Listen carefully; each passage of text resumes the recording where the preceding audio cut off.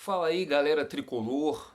Ontem não foi fácil, hein? Parecia que o negócio ia ficar complicadíssimo para o Flusão, mas até que arrumamos um empate e foi um bom resultado. Eu sou Alexander Guimarães, aqui é o canal Flu-na-Lata, um canal dedicado à nossa grande paixão, o Fluminense Futebol Clube. Se você gostar desse vídeo, dá um likezinho aí, dá um joinha, se inscreva no canal, a gente agradece aí, compartilhe com os amigos, que o Flu-na-Lata agradece a todos vocês que estão nos assistindo aqui. Bom, galera, o Fluminense enfrentou mais uma vez o Bragantino, né? Foi um confronto que se repetiu por três oportunidades desde o dia 2 desse mês, né? Num espaço de 11 dias, 11 dias, 2, 13, isso, 11 dias.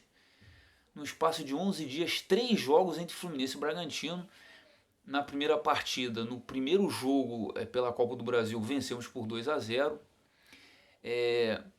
Teve o segundo jogo na quarta-feira passada, pela Copa do Brasil, o Bragantino venceu por 2-1, 2-0 Fluminense no Maracanã, 2-1 Bragantino, acabou classificando o Fluminense, né?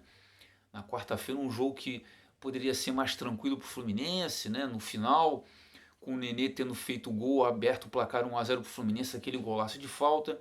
Só que o Fluminense dormiu no ponto, tomou um gol de empate, começou a tomar sufoco, ainda bem que o segundo gol dele só saiu aos 43 do segundo tempo. E a gente, mesmo com um acréscimo de 6 minutos, a gente conseguiu segurar e levou a classificação. E ontem foi o terceiro jogo entre eles. A coisa parecia que ia ficar feia pro Fluminense, que a gente ia tomar aquela cacetada, né? Mas até que o Fluminense conseguiu um 2-2 que ficou de ótimo tamanho. Nesse confronto aí, no meio desse confronto entre Fluminense e Bragantino, rolou o jogo contra o Cuiabá em São Januário, né, pelo Campeonato Brasileiro. O Fluminense venceu por 1-0, gol do Biel, o Gabriel Teixeira, né? Uma partida foi às 11 da manhã lá em São Januário. Vitória importante por 1-0, onde o Fluminense tomou sufoco, principalmente no segundo tempo, mas conseguiu segurar o placar, né? Mais 3 pontos aí no Brasileirão. E com esse empate contra o Bragantino e mais um empate na estreia contra o São Paulo, o tricolor das Laranjeiras já chega a 5 pontos na tabela do Brasileirão. Sétimo colocado, não é a colocação que a gente quer, né? Mas o início de campeonato, vamos aguardar aí as próximas emoções, né? Bom, como é que foi o jogo de ontem? Foi um jogo em que o Fluminense, no primeiro tempo, deu dois moles feios, né? O primeiro gol do Bragantino, antes dos 10 minutos, o Marcos Felipe sai mal, a saída de bola horrível do Marcos Felipe, uma troca de passe do Bragantino, o Lucas Evangelista chuta, faz o gol, um chute de fora da área, 1-0, e o Bragantino faz o segundo gol também no final do primeiro tempo. Outra bola perdida agora pelo Caio Paulista, eles fazem 2-0, se não me engano foi o Arthur que marcou o gol, né? O Fluminense que teve modificações na equipe, né? O Roger Machado decidiu poupar 5 titulares, poupou o Nenê que chegou a estar no banco e depois entrou no final da partida e botou para jogar o Ganso, né? O Fred foi poupado e entrou o Abel Hernandes. Outro foi o Gabriel Teixeira, deu lugar ao Luiz Henrique. O Wellington ficou no lugar do Martinelli. Martinelli também teve o seu descanso aí. E o Lucas Claro não formou a zaga com o Nino. O Nino que voltou da seleção olímpica, né? Quem formou a zaga com o Nino foi o David Braz. O Lucas Claro ficou também descansando aqui no Rio de Janeiro, né? Quer dizer, eu ia falar que o time jogou mal o primeiro tempo. Mas na realidade o time não jogou tão mal não. Quer dizer, se você considerar que, quer dizer, duas bobeiras, né? Eu acho que o time realmente deu muito mole. Mas se não fosse essas bobeiras, o time tinha ido até bem, né? Teve até uma bola na trave, uma cabeçada do Ganso, né? E o Fluminense vai para o segundo tempo com um prejuízo de 2-0. Parecia que ia tomar aquela coça do Bragantino, né? Mas futebol é aquela coisa, uma caixinha de surpresas. O Fluminense conseguiu reagir. Até o Ganso saiu da partida, ele estava fazendo uma boa partida e saiu meio contrariado com o Roger. Foi uma mudança até para aumentar mais ainda essa frase, né? O futebol é uma caixinha de surpresas, né? Ele chegou a tirar duas peças do Roger Machado. Tirou o Luiz Henrique, que estava muito mal, mais uma partida ruim do Luiz Henrique, botou o Kaique, que entrou muito bem. E no lugar do Ganso, ele vai botar, sei lá, um Nenê, um outro meio campo, né? Não, ele botou o Bobadilha, quer dizer, ele fez aquele esquema de novo de botar dois centroavantes lá na frente. E a gente imagina, caramba, a bola não vai chegar mais lá e o Fluminense vai ficar nesse 2-0 se não tomar o terceiro e vai perder o jogo de vez, né? Pois é, mas o que o Roger Machado explicou na coletiva, o que ele queria botar um atacante mais à frente, para cima da linha de defesa ou nas costas da linha de defesa do time do Bragantino. O que ele queria acabou meio que surtindo efeito mesmo. O Fluminense meio que, mesmo sem um cara para armar jogadas como o Ganso, né? O Fluminense começou a empurrar o Bragantino lá para o campo dele. O Fluminense começou a levar perigo. Houve uma jogada até do Bobadilha, né, que ele ia cortando o goleiro, mas ele se atrapalha, mas a bola sobra para o Abel Hernandes, que chuta. Estava sem goleiro, poderia ter feito o gol, acaba jogando a bola para fora. Eu acho que até antes dessa jogada houve um cruzamento do Kaique pela direita, uma bela jogada do Kaique. O Caio Paulista chuta, mas não pega bem na bola e o goleiro, acho que não sei se a bola vai para escanteio ou o goleiro pega, alguma coisa nesse sentido. Também tem um lance anterior do Caio Paulista que ele chuta perigosamente, a bola passa perto da trave do Bragantino. Enfim, o Fluminense começou a criar oportunidades um pouquinho antes das substituições e também após as substituições. Eis que o que acontece, né? O Bobadilha, que eu achava que não devia ter entrado no lugar do Ganso, numa cobrança de escanteio, ele dá um toque de cabeça para trás, ele consegue tocar de cabeça para trás, o Caio Paulista cabeceia e acaba se redimindo da falha que ele teve na perda de bola do segundo gol. O Caio Paulista cabeceia e diminui para o Fluminense 2-1. O Fluminense entra no jogo. O Fluminense tinha um problema ali no meio de campo, né? Que o meio de campo ficou meio despovoado. O Bragantino, que teve a volta do Claudinho, que é um jogador de muito talento do Bragantino, criando jogadas, coisa e tal, tiveram chance de fazer o terceiro gol. Até o Claudinho, 2 chutes de fora da área. O Fluminense, para tentar apertar mais no Bragantino, acaba tirando o Wellington e botando o Nenê. O Wellington jogou muito mal, era o cara para marcar, mas jogou mal. Entrou o Nenê para ajudar no apoio ao ataque, né? Ou então nas finalizações. Junto com o Nenê, entrou o Calegari, que entrou no lugar do Samuel Xavier, que sentiu alguma coisa. Até esse horário eu não sei se o Samuel Xavier tem alguma coisa de grave, eu sei que ele sentiu um incômodo e saiu. Junto também saiu um pouquinho mais à frente, o Nino também saiu para dar lugar ao Manuel, né? O Nino também sentiu um incômodo, entrou o Manuel, o Nino que estava jogando pela seleção olímpica também vem de várias partidas seguidas, né? Mas enfim, com essa mudança, o Fluminense começou a apertar um pouquinho mais. Não que o Nenê estivesse fazendo uma partida quando entrou espetacular, né? Ele entrou faltando também uns 10 minutos, mais ou menos, né? 10, 15 minutos.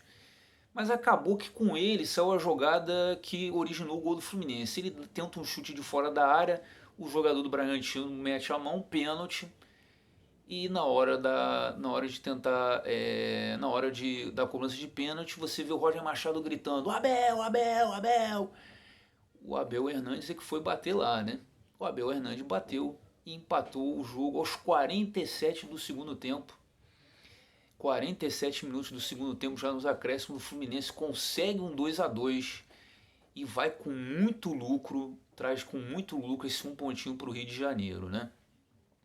Até o Barbieri ficou chateado, alegou que os jogadores do Fluminense. Deixa eu dar só uma coisinha aqui, bom, apareceu um negócio aqui na tela, beleza.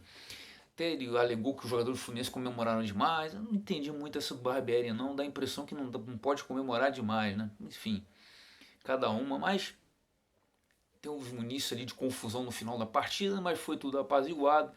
O Fluminense sai com um empate. Engraçado, né? Foi uma vitória para o Fluminense, uma vitória para o Bragantino e um empate nesses 3 confrontos entre Fluminense e Bragantino, sendo que a vitória deles acabou sendo uma vitória nossa, que nós é que passamos com 2-1 deles, já que a gente havia vencido por 2-0 no Maracanã, para as oitavas de final da Copa do Brasil, né? Então o Fluminense está indo bem direitinho no Brasileiro, já tem 5 pontos, na Copa do Brasil avançou. A próxima partida do Fluminense é com o Santos, agora nesta quinta-feira. Vai ser no Maracanã, às 19 horas, mas é a Copa América, Alexandre. Tá rolando a Copa América vai rolar mesmo. Pois é, talvez para esse jogo não será problema, o Maracanã não terá que estar disponível para a Conmebol, né? Mas mais à frente talvez tenha que haver uma disponibilidade à Conmebol. E o Fluminense já estava estudando realizar jogos em volta redonda, possível, provavelmente com Ceará, com Corinthians, e se não me engano é com o Atlético Paranaense. Ceará, Corinthians, eu acho que o outro é o Atlético Paranaense. Essas partidas devem ser realizadas em volta redonda, porque o Maracanã vai ser o palco da final da Copa América, né, que está sendo disputada aí no Brasil. A gente sabe de todas essas confusões todas, tem o manifesto de jogador, aquela confusão toda, mas acabou que está sendo realizada mesmo essa situação toda que eu já dei minha opinião no vídeo passado, no vídeo anterior. Eu acho que não devia estar acontecendo na Copa América, mas enfim. Aí o Fluminense e até o Flamengo também tem que se virar aí para colocar os seus jogos pelo Brasileirão, que não para, né? Que não vai parar em outras praças aí durante o Campeonato Brasileiro. E no dia 17, onde o Fluminense, quando o Fluminense enfrentará o Santos no Maracanã às 19 horas, né? No dia 17 sairá o sorteio para as oitavas da Copa do Brasil, né? Fluminense, que na terceira fase, por ter participado da terceira fase, já ganhou 1.700.000 reais. Ao passar para as oitavas, ele garantiu mais 2.700.000 reais e vai esperar o sorteio para saber quem é que ele vai pegar, né? Aliás, na semana anterior, o que teve de time graúdo aí saindo na Copa do Brasil foi uma festa, né? O CRB eliminou o Palmeiras nos pênaltis, passou o CRB. O Vitória surpreendeu o Internacional lá no Beira-Rio, despachou o Internacional. O Juazeirense eliminou o Cruzeiro. Ah, o Cruzeiro está na Série B, mas é o Cruzeiro. O Cruzeiro de tantas glórias, né? O Juazeirense eliminou o Cruzeiro, enfim. Até se a gente considerar o América Mineiro, que é um time de Série A, foi eliminado pelo Criciúma, que está na Série C. O Criciúma, nos pênaltis, despachou o América Mineiro, né? Então, digamos assim, tem um monte de times aí. A Chapecoense também, que está na primeira divisão, ganhou de 3-1 a primeira partida e acabou tomando um 3-0 do ABC de Natal, foi eliminada pelo ABC, né? Então tem vários times aí que surpreenderam na Copa do Brasil e de repente podem ser adversários do Fluminense. E sinceramente, mesmo eles surpreendendo esses adversários, seria melhor para o Fluminense encarar um desses aí, um Juazeirense, um CRB.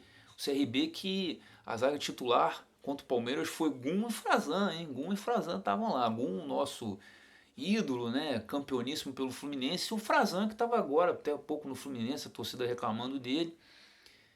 Formou a zaga do CRB contra o Palmeiras, né? E a gente pode pegar o próprio ABC, né? Outros adversários aí. É bem melhor do que, sei lá, encarar o Atlético Mineiro, né? O sorteio a gente pode pegar qualquer coisa, não existe uma divisão de pote, né? De ranking da CBF, não. O sorteio pode sair qualquer coisa. O Fluminense pode pegar tanto o Atlético Mineiro ou São Paulo ou o Santos, como pode pegar o CRB, pode pegar o Juazeirense, pode pegar o Vasco também, que é um adversário tradicional nosso, né? Mesmo o Vasco numa situação mais complicada. É um clássico, né? Não pode dar mole. Pode pegar o Flamengo, caso o Flamengo passe pelo Curitiba, né? O Flamengo ainda vai jogar, vai definir a última vaga com o Curitiba na quarta-feira, um dia antes do sorteio. Se passar o Flamengo, pode pegar o Flamengo, por exemplo, né? Então vamos torcer para que o sorteio seja legal com o Fluminense, digamos assim. Não foi muito legal quando a gente caiu o Bragantino. O Bragantino é um dos piores adversários que a gente podia pegar, se não o pior. Tomara que dessa vez a gente dê um pouquinho mais de sorte, até porque se o Fluminense passar pelas oitavas e for às quartas, além de esportivamente ser importante às quartas de final, o Fluminense garante mais 3.450.000 reais. Mais graninha para o tricolor, né? Vamos aguardar. O Fluminense, lembrando que nessa partida contra o Bragantino, uma das novidades entre os relacionados foi acho que o nome dele é Gustavo, eu não sei se fala Gustavo Apis ou Gustavo Apis. Era um jogador que foi revelação no Nova Iguaçu, veio para o Fluminense, só tem 21 anos. Uma pena que não entrou na partida, de repente seria uma boa, né? Mas já está aparecendo aí entre os profissionais do Fluminense. Vamos ver se o Fluminense vai poupar outros jogadores contra o Santos. Se os que foram poupados acredito que voltem, né? Fred, Martinelli, Gabriel Teixeira, acredito que ele volta e vamos observar aí o que o Roger Machado vai fazer. Bom, galera, é isso. Saudações tricolores e um até breve. Valeu!